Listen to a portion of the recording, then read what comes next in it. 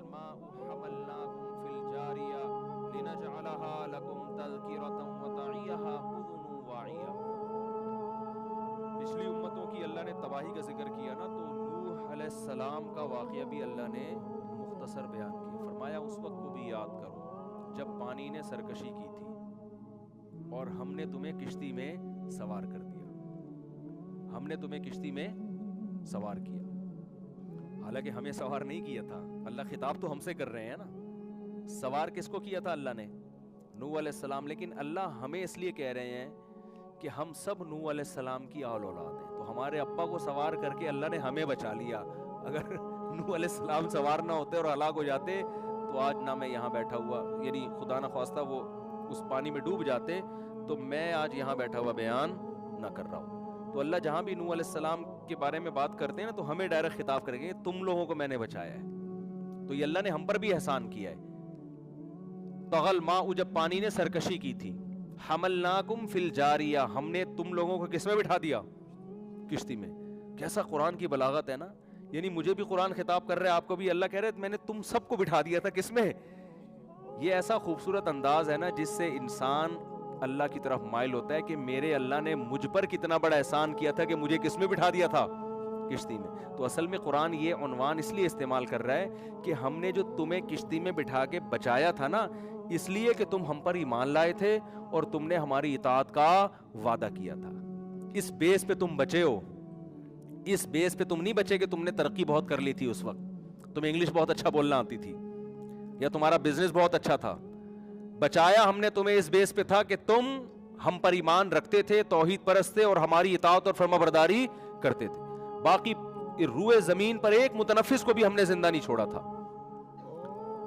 تو اللہ بتا رہے ہیں کہ اب بھی اگر تم بچو گے تو کس بیس پہ بچو گے؟ رسول کی نافرمانی مت کرو. ایک جگہ قرآن میں سورہ بنی اسرائیل میں کیا آتا ہے؟ ذریۃ من حملنا مع نوح انہ کان عبدا شکورا. اے وہ لوگوں جن کو ہم نے نوح کے ساتھ کشتی میں سوار کیا، اے ان کی اولادوں، انہ کان عبدا شکورا، جو نوح تھے نا وہ اللہ کے بندے تھے اور شکر گزار تھے وہ. یعنی اللہ بتا رہے ہیں کہ اے لوگوں تمہارے ابا شکر گزار آدمی تھے، تو اس شکر گزاری کی وجہ سے میں نے ان کو کشتی میں سوار کیا ہے. تو تم اپنے باپ کا کچھ پاس رکھو، تم بھی کیا کرو؟ شکر گزاری کرو. شکر گزاری کا مطلب عمل اچھا کرو. تو یہاں بھی اللہ نے تو نوح علیہ الصلاۃ والسلام کے دور میں جب پانی آیا ہے. اچھا قرآن کے آگے الفاظ دیکھیں کہ حملناکم فی الجاریہ لنجعلها لکم تذکرۃ، تاکہ اس واقعے کو ہم تمہارے لیے نصیحت بنا دیں. وتعیھا اذن واعیہ، اور محفوظ کرنے والے کان اس کو محفوظ کر لیں. آج بہت سے لوگ ان واقعات کا بھی انکار کرتے ہیں.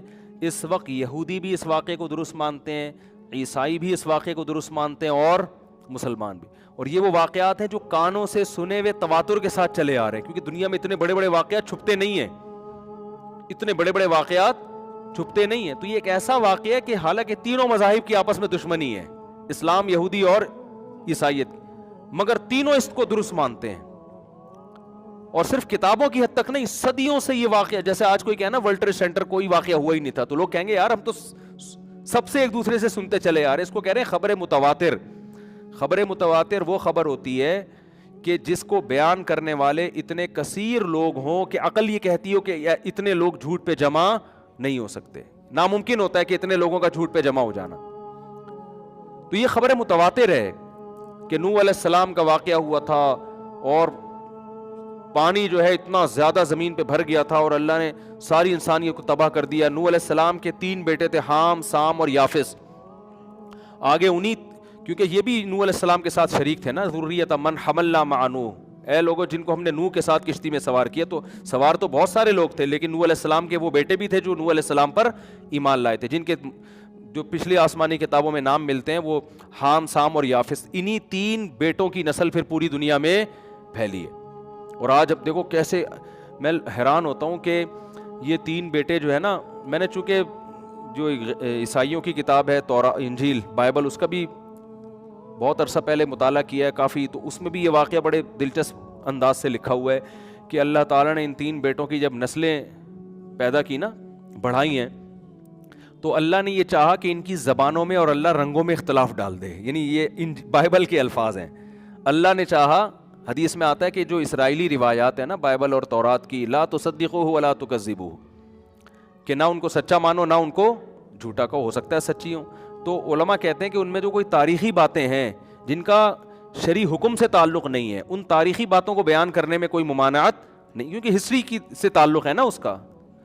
تو اس میں بڑے زبردست الفاظ لکھے ہوئے ہیں کہ اللہ نے چاہا کہ ان کے رنگوں میں اور ان کی زبانوں میں اختلاف ڈال دے. لہذا جب ان کی اولادیں مائیگریٹ کر کے گئی ہیں نا مختلف علاقوں میں، جا جا کے آباد ہونا شروع ہوئے، تو آپس میں رنگ ایک دوسرے سے مختلف ہونا. جو افریقہ میں جا کے آباد ہوئے وہ اتنے بلیک ہو گئے کہ اندھیرے میں نظر آ ہی نہیں رہے. جو یورپ میں جا کے آباد ہوئے وہ اتنے گورے چٹے ہو گئے کہ دھوپ میں نظر. ایسا ہی ہو رہا ہے نا، ایک باپ کی اولاد ہے لیکن کلر میں فرق. کچھ اتنے لمبے لمبے ہو گئے ہیں بھائی، کچھ ایسے ہیں کہ وہ جتنا کھا رہے ہیں چھوٹے ہی ہوتے جا رہے ہیں. ٹھیک ہے، قدوں میں کتنا فرق ہے.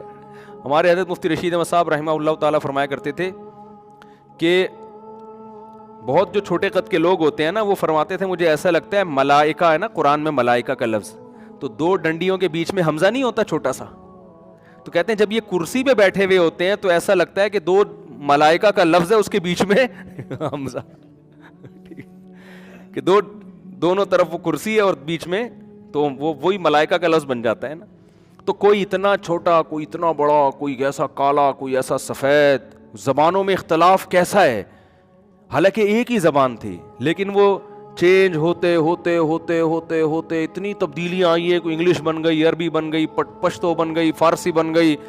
آپ دوسری زبان کا وہ آدمی کہتا ہے چائنیز کیسے بنی ہوگی، چانچی پتہ نہیں کیسے بنی ہے یار، میں تو حیران ہوں یار کیسے بن گئی نا، بالکل ہی عجیب زبان. تو یہ ایک ہی زبان ہے جس کو اللہ نے مختلف زبانوں میں تقسیم کر دیا.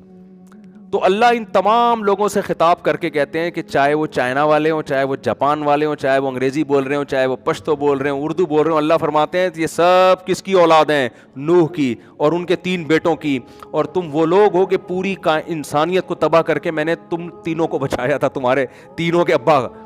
اب ہم میں سے کچھ کزن ہیں، ہو سکتا ہے کوئی حام کی اولاد ہو، کوئی یا سام کی اور کوئی یافس کی. وہ آپ کو یاد ہے ایک شیعہ ذاکر تھے، انہوں نے زبردست تقریر کی کہ وہ ایک کراچی گیا تو وہ ایک بیٹی کا نام ملیشیا تھا، تو ایک بیٹی کا نام وہ پھر ملیشیا بن گیا، تو پھر وہ ایسے ہی تھی، وہ اس کی کوئی کسی اسرائیلی کتاب میں وہ لکھا ہوا نہیں ہے.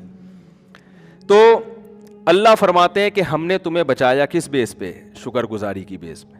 تو کس قدر قرآن نصیحتیں کر رہا ہے. وَتَعِيَهَا أُذُنٌ وَاعِيَةٌ، تو تاکہ اس کو سننے والے کان محفوظ کر لیں. بس آخری آیت پڑھ کے میں بیان ختم کرتا ہوں.